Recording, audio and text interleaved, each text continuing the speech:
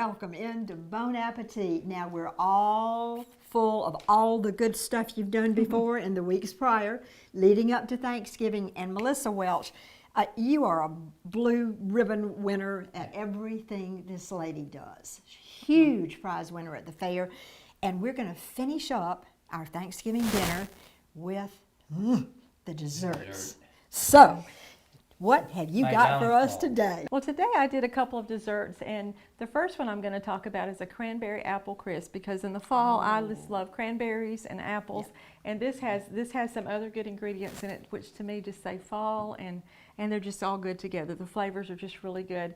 I started out with this one with 6 cups of peeled apples, and I used Honeycrisp for this. They're just good tart apples, and the recipe calls for 2 teaspoons of lemon juice, which that lemon juice added right in, I already did. It helps to keep the apples from turning.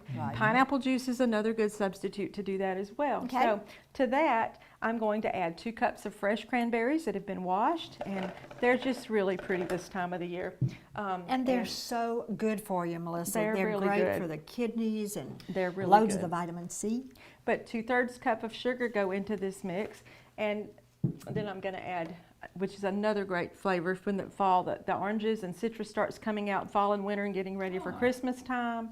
And then to that, it's just about 2 tablespoons of all-purpose flour. Now this does not look like it's going to cover, and I'm just covering this here, just stirring it. And when you stir, it's going to coat all of that. But what you're going to do with this, an important step of this, is to set it aside for about 10 minutes. Now what's going to happen in that 10 minutes is all of the juices, the sugar's going to start breaking down and melting, it's going to macerate, and all these flavors are going to blend. So in 10 minutes time, you're going to have a wetter mixture here than you have this, and that's going to provide the wonderful backdrop for this apple crisp to have the juice and the flavor in it. So I'm just going to sit this here right now and tell you just briefly about the crumb topping that's going to go in there. Now I've already mixed this up because I did it in the food processor. You may do this in the food processor. You can do it with 2 forks. You can do it with a pastry blender if you'd like to. But the ingredients in this is simply 1 1/4 cups of all-purpose flour. And again, don't worry about jotting these recipes down, because Mr. Jack's going to take care of you. All you have to do is send him a call or an email, and he'll get it to you. That's right. But 3/4 cup of light brown sugar goes into this as well, and then a little bit of cinnamon, about a 1/2 teaspoon of cinnamon, just about a 1/4 teaspoon of salt, just to balance that out, those flavors. And then you mix that up, and then you add 1 stick of unsalted butter, and the unsalted, because you've already got the salt in there, you don't need the extra salt.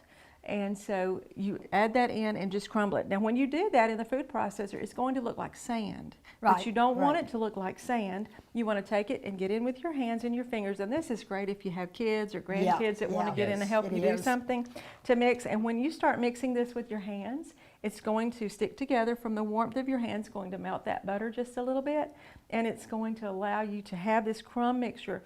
Then all you do, you have either a 9x11 or a 9x9 pan would work for that as well. It'd be a little bit thicker. You butter that pan with some softened butter, and then you pour this apple mixture in after it's set for about 10 minutes, as I said. Sprinkle this crumb mixture on top, which already has your good butter and everything in it. Pop it in the oven at 350 for about 35 to 40 minutes. And I think I cooked this one exactly 40 minutes, and it was perfect. And when you take it out of the oven, just let it sit for about 10 minutes and let it rest, because it's really too hot to eat when you do that. Don't stick your food in it. But that's the first recipe. And the second one I want to tell you about briefly is this cream of coconut pecan pie. You can move that over. It's just the cream of coconut pecan pie. Now, one thing I want to tell you about the cream of coconut in this. This is not coconut milk. This is cream of coconut, which is all of the great oils and everything out of your coconut and the juice of a coconut. If you can't find it in the section where the shredded coconut is in the store, it's probably by the drink mixers. I think they use it in drinks a good bit, but it's wonderful for baking. Great emulsify. But when you open the can, it's going to be really thick, because you're probably going to have about this much of the coconut oil on top. Stir it really well before you put in. And this recipe uses 1.5 cups, and that's about 15 ounces in that can, and I just use the whole can. It's not going to hurt, it's forgiving. But the second thing about this recipe is, again, to use unsalted butter, and it's 6 tablespoons. and you want to brown that butter. Now, if you've never browned butter before, it's not hard. You just have to watch Okay. it.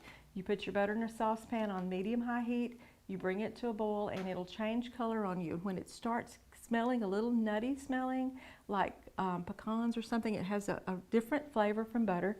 You stir that and you take it immediately off the eye because it will burn, and you don't want it burned. Then Okay. you add the cream of coconut and other ingredients to that, and you have a wonderful pie. Listen, you are a dessert yourself. Thank you. are a dessert. You're a sweetheart. She is, and we just love both of you guys. sweet Thank you tooth. so much. Oh, and- we've been so glad to and- come. And happy Thanksgiving, everybody. Happy Thanksgiving. And we'll be right back.